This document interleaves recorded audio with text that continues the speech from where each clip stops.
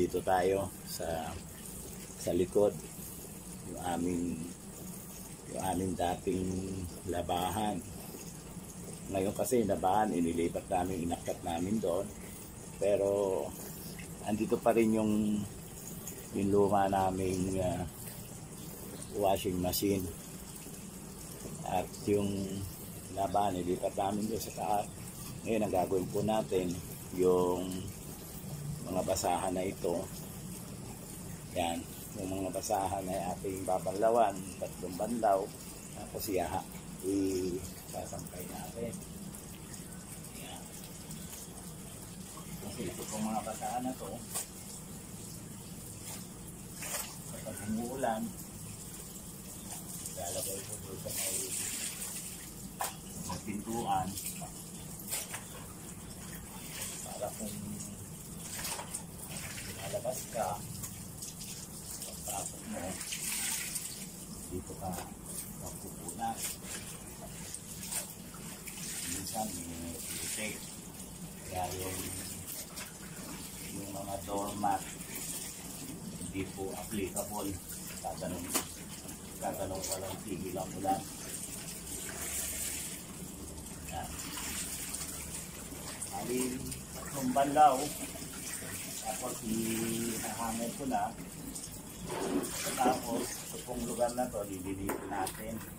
Mga kalakal ay lalagay natin sa isang lalagyan. Para pag pumatay yun, nangangalakal, ready na yung mga kalakal. So, ito pa, may mga ganito pang mga nakatambak ay aalisin po natin. Yan.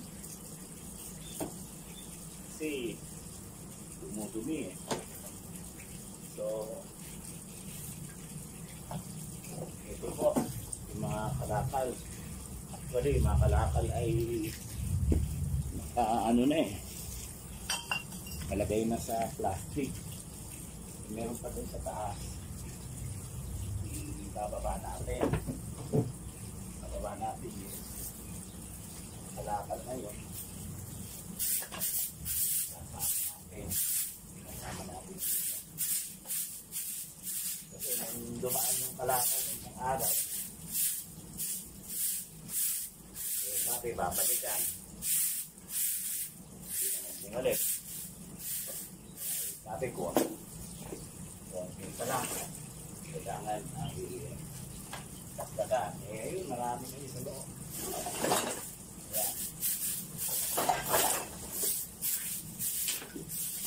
May dito.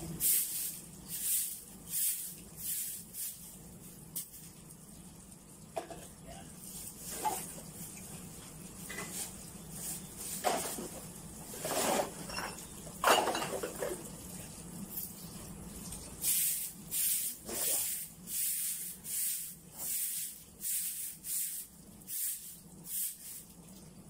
Tapusin muna natin yung pag-ilaw natin ng basahan.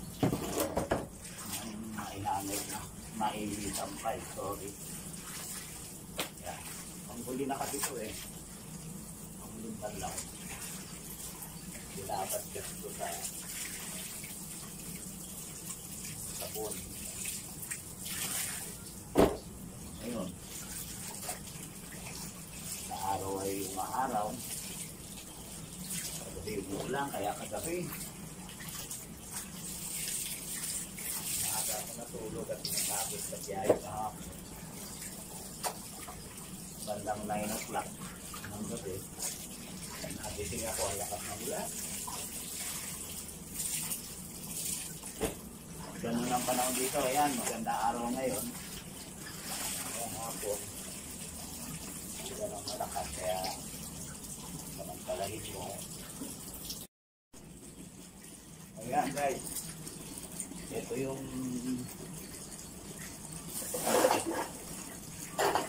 kalakal na idadagdag natin dito. Sabi natin. Ayan. Huwag lang natin yan. Pag dumating yung nanganganak ako na bahalang mamimili siya ano yung kukunin niya. Tapos yung hindi niya makukuha, na hindi naman pwedeng benta, yun, tatapon. Ganon. Kaya hindi ako sigurado kung kukunin niya lahat yan. Pero yung mga lata ng Gina, lahat yun, mga lata na yun, sigurado kukunin niya yan.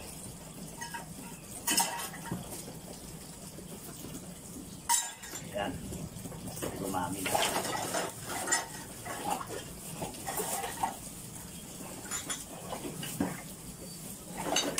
O yan, dami. Itong kahon,